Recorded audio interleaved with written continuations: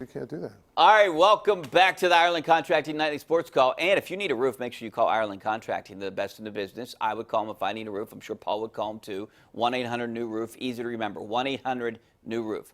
Another number that's easy to remember, 412-575-2600 on the Borders and Borders hotline. And, you know, one of the big reasons it's tied up here, Paul, is because Brian Reynolds, he walks first batter on the base. Colin Moran drives him in, Paul. It's 2-2.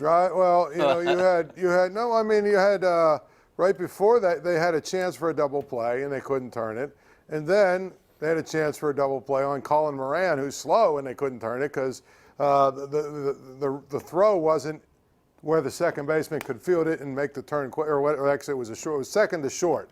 The shortstop came across the base, but it was kind of a throw that was down low or whatever, and he had to go down and kind of scoop it and couldn't, you know, get up to throw the first, you know, to get him out. So they had a chance at two double plays and didn't make it. Look, baseball is simple to me. Make the plays you're supposed to make, you win a lot of games. Don't walk guys late in innings. I mean, in the later innings, don't walk guys. If I had a reliever, honestly, if I had relievers, this is what I would say. Here's the thing, all right? If you walk a guy, if you get in the inning, if you get in the seventh inning or later and you walk a guy, when you come into the dugout, every guy in this dugout is going to pull out a bat and beat you with it. So don't walk guys. So let's start there. So that means if you're 3-0 on a guy, you better groove 3 straight to him and let him at least make him hit the ball to get on base. Yeah, I mean, I think. But these guys all want to, you know, in, out, down low here. We're going to go right here with this precision pitch. You remember when the Pirates had the Shark Tank? Melanson and Grilly and all that, or whatever it was. Remember that? And that bullpen was, you know why they were great? Because they threw strikes. Honestly, go back and look at every article that was written about them. Everything that they talked about was, we're going to go into the game and throw strikes. We're not going to be afraid to throw strikes. Guys are going to have to earn their way on base against us. And guess what? That's why they were tough to deal with. Because they weren't giving you free passes. You know what I mean? Yeah. That's the biggest thing about baseball. The Pirates bullpen falls into that all the time. They end up walking the first guy up in the 8th inning, and the next thing you know, that guy comes around to score. Make them get on base. You know? I can't agree with you anymore. All right, let's go out to Pete in Squirrel Hill. What's up, Pete? Hey, guys, how are you tonight? Thanks for calling. Hey, Rich, I seen tonight the Baltimore Orioles beat the Cleveland Indians 13-0, and I got to ask you, was that the Cleveland Indians or was that your alma mater, the Penn Hills Indians? Because if the Baltimore Orioles beat anybody 13-0, they got to check the other team that was on the field with them. Yeah, you know, I think at some point teams maybe look past teams like that, you know, and you're like, you're not ready for the game. Baseball's a weird game like that, you know? You see it. The Pirates win 14-2 one night, and then the next night they lose 10-2. I mean, it's a weird game like that. And you know, I haven't even checked the run differential lately. It's like Pete, 50. you still there? It's like 50. Pirates, it's like 54, 55, something like that. Still negative. So let's go out to Al in Bethel Park. What's up, Al? Richie, my man, what's up? Hey, thanks for calling. Thank you. Paul. Yes. Explain this to me. Every league enforces, for the most part, the best interest in their league. Jerry Richardson had to sell. Donald Sterling had to sell. The owner of the Florida Marlins, the San Diego Padres. The Pittsburgh Pirates are violating that, that revenue sharing thing. Bob Nutting is not following the rules, but this commissioner will not enforce that rule. Can you explain to me why this commissioner is not making him follow that rule of revenue sharing and letting him get away with it? Can you explain this to me? Well, before you explain it, some of those guys that you mentioned were forced to sell for other reasons. I do think Bob Nutting is following the rules. I just think the rules aren't good. I think that's the big thing is he's towing the line. Yeah. He's a company man for Major League Baseball. And the reality of the situation is, we just talked about the Orioles. There's about 7 or 8 other teams. If Major League Baseball is going to intervene, there's about 7 or 8 other teams that they're going to intervene with before, they come for Bob Nutting. I mean, the Pirates last year had a winning record. Yeah, and that's what they'll keep saying. As long as they have a winning record, I mean, nothing's going to happen. They could have the lowest payroll in baseball. And yes, it sucks for fans.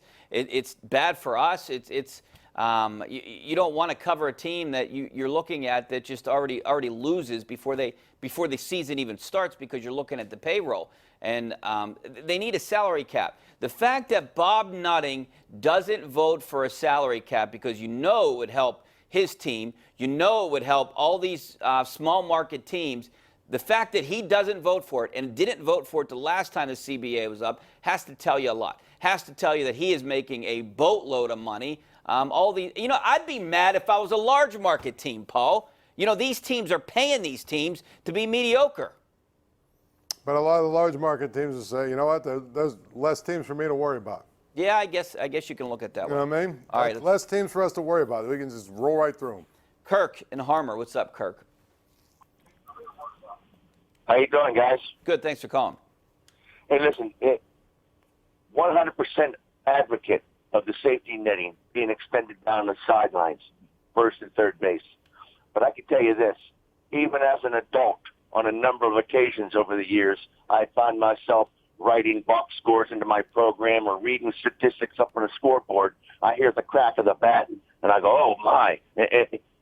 Whoever would bring a 2, 3, 4, 5-year-old up to 10-year-old child to that dangerous part of the ballpark, I put it this way, I wouldn't expose your children to that, let alone my own, okay? Kids are daydreamers. They're not watching the game. They're not intently focused on every pitch. So you can't expose these types of children. Kirk, nowadays, too, nowadays, kids are even more so when I always went to the game and I paid attention. If you had asked me this 10 years ago, I would have said, no, I don't want to see the nettings because it takes away. But now, no one's looking at the game. Kids are texting and tweeting and whatever. So we've had, in the last 10 years, like 3 or 4 incidents maybe total that involved a 2-year-old and a younger person, So I would say roughly in 10 years, I don't know, estimate what? I don't know. How many people sit down below? 100 million people have gone through stadiums and baseball stadiums, and we're talking about 3 or 4 kids that have gotten hurt. It's important to have the netting up it's common sense. I have no problem with them putting the netting up, but this idea that somehow you're a bad parent if you take your 2-year-old to a game is stupid. It's flat out stupid. Yeah, guys, listen, people have been going to games forever, and it's very rare that someone gets hurt like that. Well, I can tell you this. I have a 5 and a 3-year-old, both girls. They like sports. They're into it. I would have no problem sitting down low and watching because I'd be paying attention. I feel like I would have enough reaction time to get to a ball that's fouled off by them. And again, the risk is very, very minimal if you really take a look at it. But common sense is just put nets up and you don't got to worry about it. Yeah, I don't have a problem with it. All right, let's go. We got to go to break here. We got a couple more calls when we come back. One line open, so give us a call. 412-575-2600 is the number. Back in 2 minutes.